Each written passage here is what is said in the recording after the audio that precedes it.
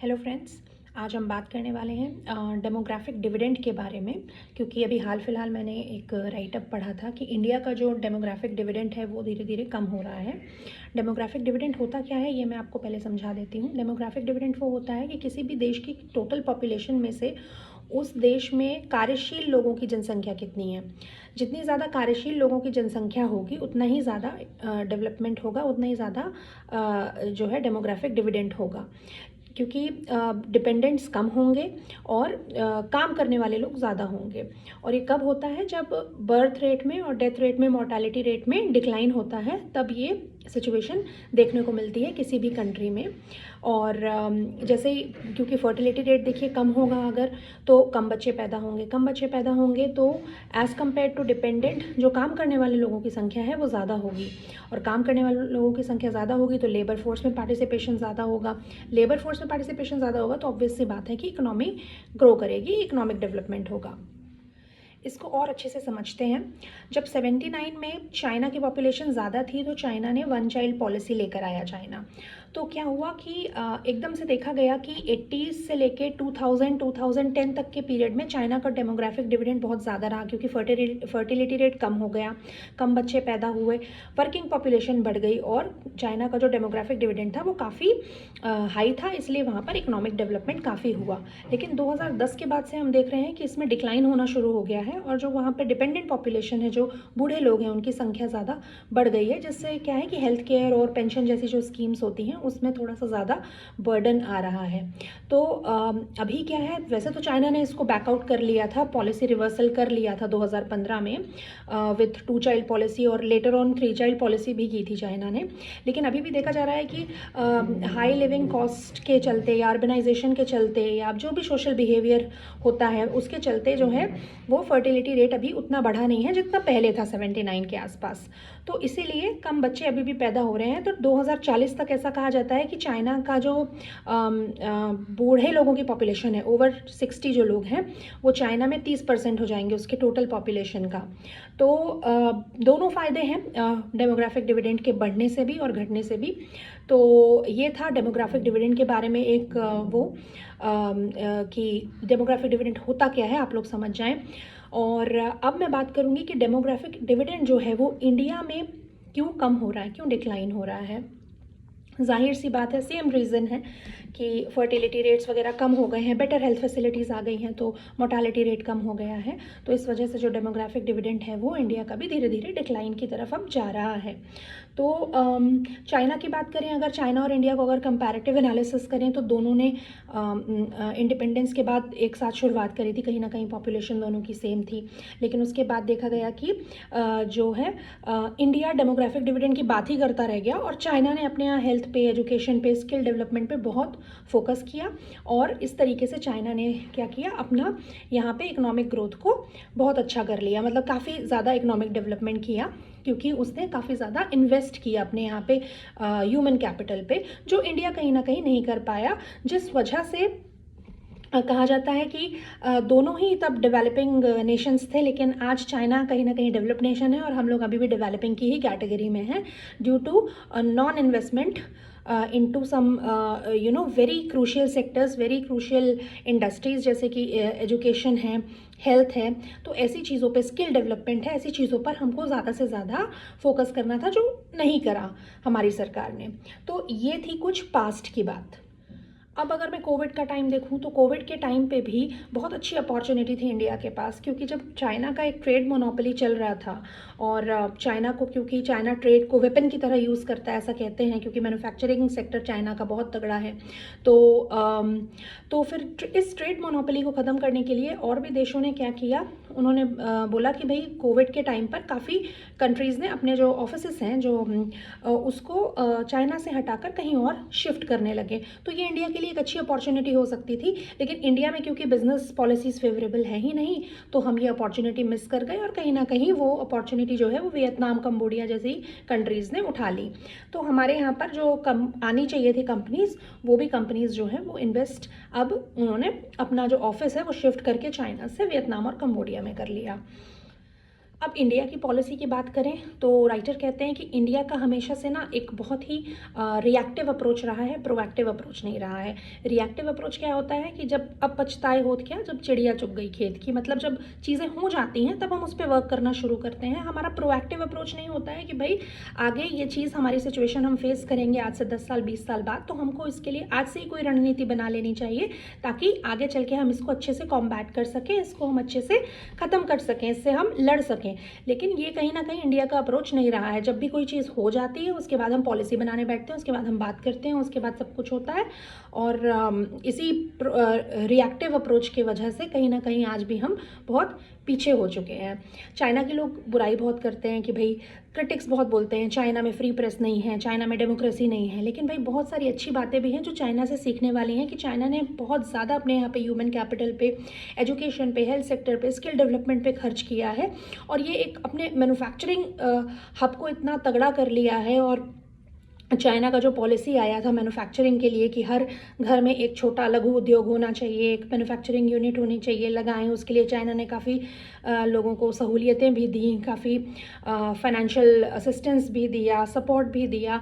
इस करके जो है आज हम देख पा रहे हैं कि वर्ल्ड में चाइना की मोनोपोली है और चाइना का मैन्युफैक्चरिंग हब जो है वो बहुत ही ज़्यादा तगड़ा है, जो कहीं ना कहीं इंडिया को भी जिससे सीखने वाली बात है। तो हमें सीखना चाहिए, किसी भी अगर कंट्री में कोई बेस्ट प्रैक्टिसेस हो रही हैं तो हमें उससे लर्न करना चाहिए, इसमें कोई बुरी बात नहीं है। अब अगर मैं आंकड़ों की बात करूं तो एसर की जो रिपोर्ट आती है, annual status of education report, जो प्रथम फाउंडेशन हर साल पब्लिश करता है, उसके हिसाब से 70% 5वीं क्लास के बच्चे ऐसे हैं जिनको बेसिक डिवीजन नहीं आता है, यानी कि जिनको भाग का जो सवाल है भाग करना नहीं आता है। 70% बच्चे ऐसे हैं। 10वीं क्लास के कितने बच्चे ऐसे हैं जो 5वीं क्लास की जो टेक्स्ट बुक है वो नहीं रीड कर सकते, यानी कि रीडिंग स्किल्स उनमें नहीं है। तो कारण क्या है? कारण मुझे लगता है कि हमारे यहाँ पॉलिसीज़ तो बहुत अच्छी बनाई जाती हैं, जैसे कि अगर हम क्योंकि एजुकेशन की बात कर रहे हैं तो अगर हम NEP 2020 को ही ले लें तो जो पॉलिसी है वो बहुत ही अच्छी पॉलिसी बनाई गई थी और बहुत ही ज़्यादा ट्रांसफॉर्मेटिव फ्रेमवर्क की तरह इसको इंट्रोड्यूस किया गया था एजुकेशन सिस्टम में। लेकिन हुआ क्या कि इम्प्लीमेंटेशन इसका बहुत अच्छे से नहीं हुआ। तो हमारे यहाँ पॉलिसीज़ तो बहुत अच्छी बन जाती हैं, लेकिन जब इम्प्लीमेंट करने की बात आती है तो इम्प्लीमेंटेशन इसका बहुत अच्छे से हम नहीं कर पाते हैं। और ये क्योंकि मैं एजुकेशन फील्ड में काम करती हूँ तो मैं ये बहुत भली भांति बता सकती हूँ, बहुत अच्छे से बता सकती हूँ कि ऐसे बहुत सारे टीचर्स हैं जहाँ पर जिनकी NEP पे कोई ट्रेनिंग नहीं हुई है और NEP 2020 के बारे में उनको बेसिक चीज़ें भी नहीं पता है कि NEP 2020 क्या कहता है। तो पॉलिसीज़ तो बहुत है बट इनका इम्प्लीमेंटेशन बहुत पुअर है, जिस वजह से कहीं ना कहीं हम पीछे रह जाते हैं। और जिस तरीके के आंकड़े बता रहे हैं तो ये आंकड़े दर्शाते हैं कि भाई पॉलिसी बनाने से नहीं होगा, पॉलिसी अच्छी बनाकर उसको अच्छे से इम्प्लीमेंटेशन भी करना पड़ेगा, उसका उतना ही स्ट्रिक्ट मॉनिटरिंग भी करनी पड़ेगी, तभी जाकर कुछ ना कुछ हम ट्रांसफॉर्मेटिव चेंज ला पाएंगे। हेल्थ की बात करूं तो 38% बच्चे ऐसे हैं जो स्टंटेड की कैटेगरी में आते हैं। स्टंटेड मतलब उनके एज के हिसाब से उनकी हाइट उतनी नहीं बढ़ी है। और 17% बच्चे ऐसे हैं जो अंडर वेट है, यानी कि जिनको जो वेस्टेड की कैटेगरी में आते हैं। वेस्टेड मतलब कि उनके हाइट के अकॉर्डिंग उनका वेट नहीं है। तो कहीं ना कहीं ये बच्चे मैल न्यूट्रिशन का शिकार हैं। अब मैल न्यूट्रिशन के लिए भी हमारी सरकार ने बहुत अच्छी पॉलिसी लेकर आए थे, मिड डे मील्स की व्यवस्था की थी और गवर्नमेंट स्कूल्स में।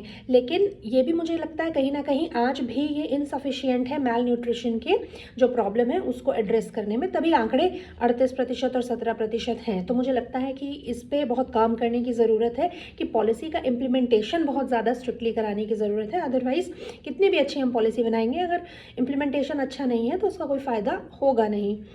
ग्लोबल हंगर इंडेक्स की बात करूं तो एक सर्वे हुआ था जिसमें से 127 कंट्रीज़ में से इंडिया, मतलब ये बहुत ही चौंकाने वाला शॉकिंग डेटा है और मुझे कहना चाहिए शॉकिंग नहीं शर्मनाक भी है कि इंडिया का स्थान उसमें 105वां था, यानी कि 127 कंट्रीज़ में से 105वां स्थान था इंडिया का। स्कोर था 27.3 और GHI में ग्लोबल हंगर इंडेक्स में 105वां स्थान इंडिया का था। तो ये सब क्यों हो रहा है? ये सब इसीलिए है कि हमारे यहाँ पर क्या है, अगेन वही बात है कि हम बातें तो बड़ी बड़ी करते हैं और बहुत सारी चीज़ें हम करने की कोशिश करते हैं, सरकार भी करने की कोशिश करती है और उसके लिए बजट अलॉटेड है और उसके लिए बहुत अच्छी पॉलिसी स्कीम्स भी गवर्नमेंट लेकर आती है, लेकिन कहीं ना कहीं लोकल पब्लिक तक या जो भी बेनिफिशियरी है जिसको इसका लाभ पहुंचना चाहिए वहां तक ये लाभ नहीं पहुंच पाता है। तो यही एक सोल रीज़न मुझे लगता है। और अच्छी बात है, हम विरासत की बात करते हैं, हम विकास की बात करते हैं, हेरिटेज एंड डेवलपमेंट, बिल्कुल दोनों बहुत ज़रूरी है। इंडिया का बहुत ही रिच कल्चर है और कल्चर को साथ लेके आगे बढ़ना बहुत ज़रूरी है। लेकिन अब मुझे ऐसा लगता है कि हमें अपना जो ये चीज़ है इसको हमें प्रायोरिटाइज़ करना चाहिए। कल्चर से पहले हमें कहीं ना कहीं डेवलपमेंट को, कहीं ना कहीं हमें विकास को ज़्यादा महत्व देना चाहिए, प्रायोरिटी देनी चाहिए। क्योंकि जो हमारा ये जो लक्ष्य है 2047 तक डेवलप्ड नेशन बनने का, तो मुझे ऐसा लगता है कि जिस गति से हम आगे बढ़ रहे हैं, मतलब काम तो हो रहा है, रिफॉर्म्स तो हो रहे हैं, डेवलपमेंट तो हो रहा है, नो डाउट, लेकिन जिस गति से हो रहा है या जिस गति से हम आगे बढ़ रहे हैं, मुझे नहीं लगता 2047 तक हम एक डेवलप्ड नेशन बन पाएंगे। इसलिए अब इसमें तीव्रता लाने की, इसको एक्सेलरेट करने की, पूरे प्रोसेस को बहुत ज़्यादा ज़रूरत है, ताकि मतलब हम ये जो हमारा गोल है 2047 तक डेवलप्ड नेशन बनने का, इसको हम अचीव कर सकें। अब भाई इसका वे फॉरवर्ड क्या है? तो राइटर कहते हैं कि भाई इन्वेस्टमेंट होना चाहिए बहुत ज़्यादा वोकेशनल ट्रेनिंग में, लोगों को ज़्यादा से ज़्यादा वोकेशनल ट्रेनिंग प्रोवाइड करें ताकि उनका स्किल डेवलप हो। और डुअल एजुकेशन सिस्टम की बात करते हैं राइटर कहीं ना कहीं, जो डुअल एजुकेशन सिस्टम यानी कि थियोरी और प्रैक्टिकल दोनों, मतलब कि जितना हम बच्चों को क्लासरूम में टाइम देते हैं, थियोरी सेशंस पे टाइम देते हैं, उतना ही टाइम उनको प्रैक्टिकल के लिए भी देना चाहिए, क्योंकि प्रैक्टिकल लर्निंग ज़्यादा इफेक्टिव होती है और प्रैक्टिकल से बच्चा जल्दी सीख जाता है। तो राइटर का ये कहना है कि हमारे यहाँ पर कहीं ना कहीं हमेशा से क्लास में और आप कॉलेज लेवल का भी अगर आप एजुकेशन देखिए तो हमारे यहाँ पर प्रैक्टिकल लर्निंग पर फोकस कम है, थियरी लर्निंग पर हमारे यहाँ जो है फोकस ज़्यादा है। इसलिए ज़्यादा से ज़्यादा थियरी के साथ साथ प्रैक्टिकल लर्निंग को भी हम बढ़ावा दें। मैल न्यूट्रिशन एड्रेस करना चाहिए प्रॉपरली, क्योंकि भाई बच्चा अगर स्वस्थ नहीं रहेगा, बच्चा अगर सही से उसके अंदर पोषण नहीं होगा, तो वो कैसे विकास में कंट्रीब्यूट कर पाएगा? क्योंकि किसी भी देश का भविष्य उस देश के बच्चे ही होते हैं। तो अगर बच्चे मैल न्यूट्रिशन हैं तो ये एक बहुत बड़ा जो है वो कंसर्न वाला पॉइंट है। तो पोषण अभियान इनिशिएटिव चल रहा है, लेकिन पोषण अभियान इनिशिएटिव को भी हमको बहुत अच्छे से इसको अब एड्रेस करने की ज़रूरत है। अकेले पोषण अभियान इनिशिएटिव से मुझे नहीं लगता कि सारी प्रॉब्लम्स जो हैं हम एड्रेस कर पा रहे हैं। और AI, डेटा साइंस और इस तरीके की जो इमर्जिंग टेक्नोलॉजीज़ हैं वो उन पर भी बहुत काम करने की ज़रूरत है और इनको सबको इसके बारे में एजुकेट करवाने की ज़रूरत है। तो ये तभी हो पाएगा जब हम इसको करिकुलम में इंक्लूड करें। तो अभी देयर आर फ्यू यूनिवर्सिटीज़ जो मैं जानती हूँ जहाँ पर AI और डेटा साइंस जैसे जो हैं वो सब्जेक्ट्स इंट्रोड्यूस कर दिए गए हैं, पर अभी भी बहुत काम करना बाकी है। तो मुझे ऐसा लगता है कि सारी यूनिवर्सिटीज़ में AI, data science, emerging technologies को जो है करिकुलम में इंक्लूड करना चाहिए। चाइना ने भाई डीप सीक वीप सीक क्या क्या बना लिया है, तो मुझे ऐसा लगता है कि हम लोगों को भी इस तरफ ध्यान देने की ज़रूरत है, क्योंकि AI, डेटा साइंस यही सारा अब आपका फ्यूचर है और यही इन थिंग है आज की डेट में। तो मुझे ऐसा लगता है कि इन चीज़ों पर भी काफ़ी काम करने की ज़रूरत है। और एक मेरा पर्सनल सजेशन है कि रिसर्च एंड डेवलपमेंट पे इन्वेस्टमेंट ज़्यादा बढ़ाना चाहिए, क्योंकि बच्चे जो है मैं देखती हूँ कि रिसर्च एंड डेवलपमेंट में आना नहीं चाहते हैं और कहीं ना कहीं हमारे यहाँ पे रिसर्च एंड डेवलपमेंट इतना ज़्यादा स्ट्रॉन्ग भी नहीं है।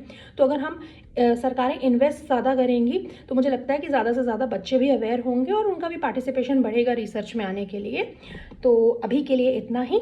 Thank you so much. फिर आगे मिलते हैं एक नए टॉपिक के साथ, तब तक के लिए बाय बाय।